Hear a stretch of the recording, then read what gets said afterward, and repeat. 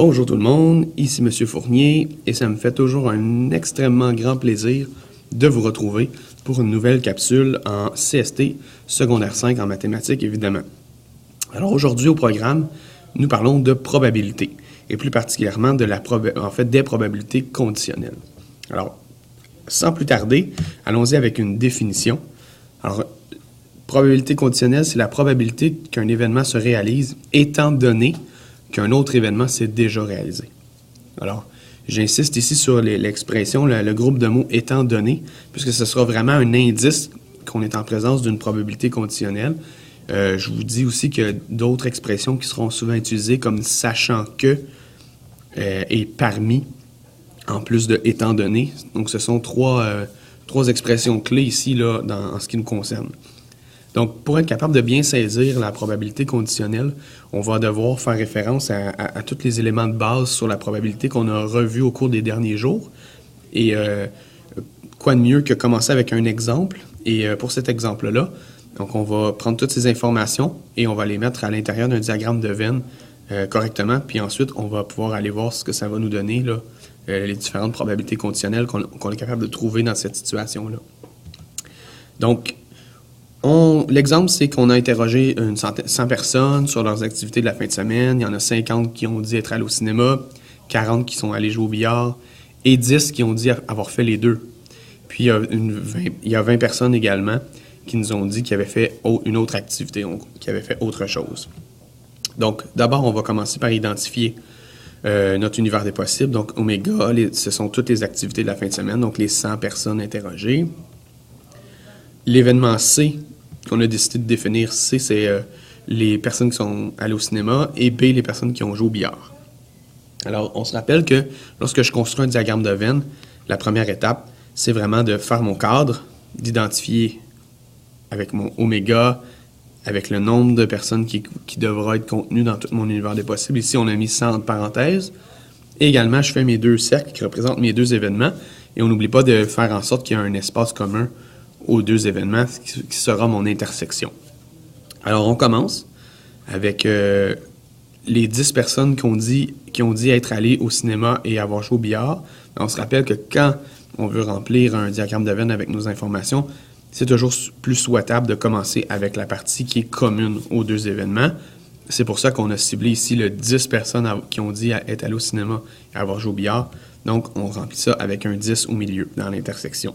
Ensuite, il y a 50 personnes qui ont dit être allées au cinéma. Alors, mon événement C au complet doit contenir 50 personnes, puisque j'avais déjà 10 au centre, j'en rajoute 40 à côté. Ensuite, 40 personnes ont dit être allées jouer au billard, puisque j'en ai déjà 10 qui sont au centre. J'en rajoute 30 pour que, en tout, mon événement B contienne vraiment 40 personnes. Et finalement, il y a 20 personnes qui ont dit avoir fait autre chose, avoir fait une autre activité. Alors, ces 20 personnes-là vont être en dehors des bulles, mais vraiment à l'intérieur de mon cadre, à l'intérieur de ma boîte. Alors, on va se poser quelques petites questions pour ensuite arriver là, à ce que c'est vraiment une probabilité conditionnelle. Alors d'abord, je m'interroge à savoir c'est quoi la probabilité de choisir une personne qui est allée au cinéma, tout simplement. Donc, ici, on aura P de C, donc on cherche la probabilité que l'événement C se produise. Alors, on se rappelle qu'une probabilité théorique, c'est vraiment le nombre de cas favorables sur toutes les réponses possibles, sur l'univers des possibles. Alors ici, je vais me demander combien il y a de personnes qui sont allées au cinéma en tout. Il y en a 50. Dans mon événement C, il y en a vraiment 50, les 40 plus les 10. Alors, ce sont mes cas favorables sur l'univers des possibles. Ici, c'est 100, puisqu'il y a 100 personnes dans ma boîte, dans mon cadre. Alors, 50 sur 100 ou 50% ou, en fraction réduite, une demi. Parfait, ça va. Ensuite, je m'interroge à savoir c'est quoi la probabilité de choisir une personne qui est allée au cinéma et qui a joué au billard. Donc ici, on veut vraiment que les gens qui ont fait les deux en même temps, ou en fait qui ont dit avoir fait les deux dans la même fin de semaine. Alors ici, ce qu'on cherche vraiment à savoir, c'est la probabilité de l'intersection entre mon événement C et mon événement B. Alors, si vous vous rappelez, dans un diagramme de Venn, l'intersection, c'est vraiment l'endroit où les deux bulles se croisent. Et ici, ce sont vraiment les 10 personnes qui sont inscrites là. Donc, la probabilité, c'est toujours un des cas favorables sur l'ensemble des possibilités. Alors ici, ça sera 10 sur 100 ou 1/10 ou 10%, ce seraient les réponses qui seraient acceptables. Parfait. Maintenant, on va se poser la question, sachant que la personne est allée au cinéma, quelle est la probabilité qu'elle ait aussi joué au billard? Alors, je vous fais remarquer ici que sachant que, ça fait partie des mots-clés qui nous disent qu'on est en présence d'une probabilité conditionnelle. Alors, ce qu'on cherche vraiment à savoir, c'est, dans le fond, on veut savoir la probabilité que quelqu'un est allé jouer au billard si, en plus, il est allé regarder un film au cinéma avant.